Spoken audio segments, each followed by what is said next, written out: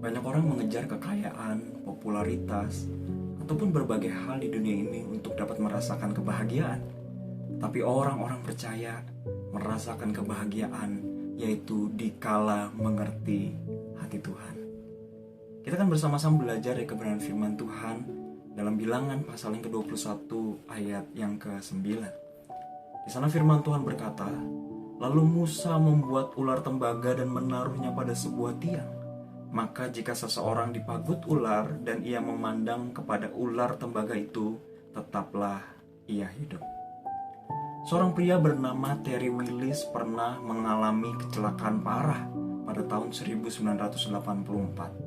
Keadaan itu mengharuskan ia mengalami koma dan tidak tanggung-tanggung ia menjalani koma selama 19 tahun. Tepat 19 tahun kemudian, tahun 2004, ia sadarkan diri dari komanya dan dia berada dalam kondisi yang baik kembali. Kalau kita melihat berita ini kelihatannya mustahil, nggak mungkin. Tetapi realitanya itu terjadi. Meskipun terlihat sekarat, 19 tahun, namun ia bisa selamat. Sedang firman Tuhan yang kita baca, konteks pada waktu itu bangsa Israel dikatakan sudah tidak bisa menahan hati lagi. Mereka udah tidak sabar, mereka begitu gampang marah. Dalam istilah sekarang, mereka suka gampang senggol sedikit langsung bacok.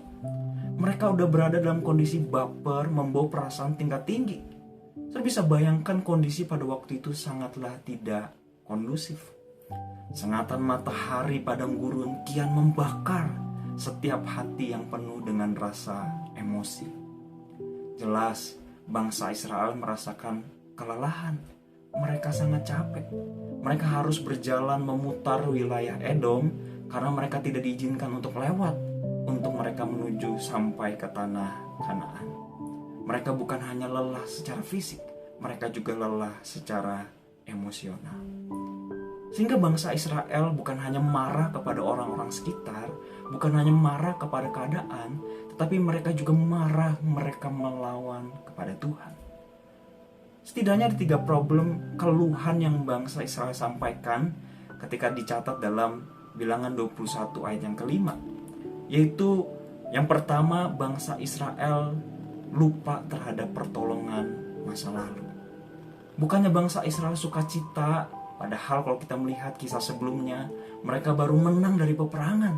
Harusnya mereka sukacita, mereka ingat kebaikan Tuhan, pertolongan dari Tuhan. Tetapi mereka lupa dan mereka protes melawan Allah dan berkata, "Mengapa engkau memimpin kami keluar dari Mesir?" Mereka lupa pertolongan Tuhan. Problem kedua adalah bangsa Israel khawatir akan masa depan mereka.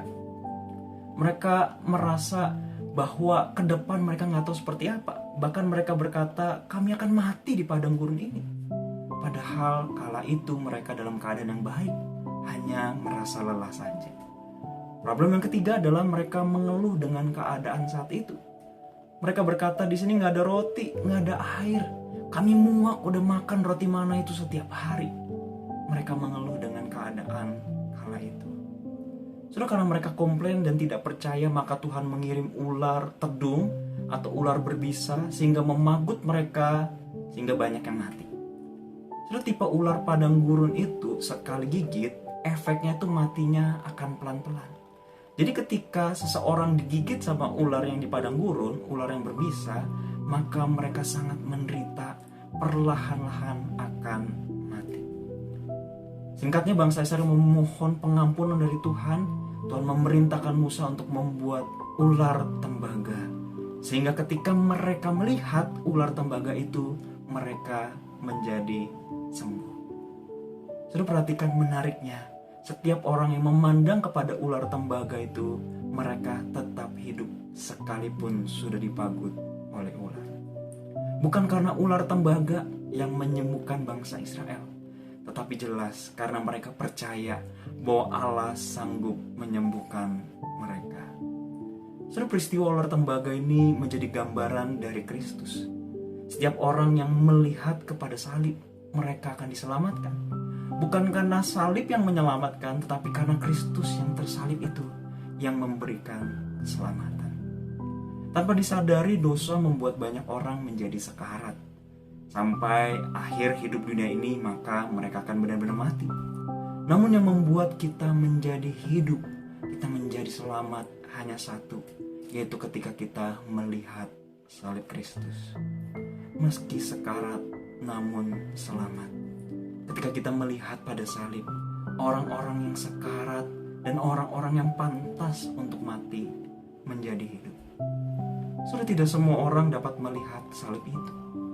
Tetapi jika engkau dan saya dapat melihat salib itu, bersyukurlah, karena engkau tahu siapa yang menyelamatkan hidupmu.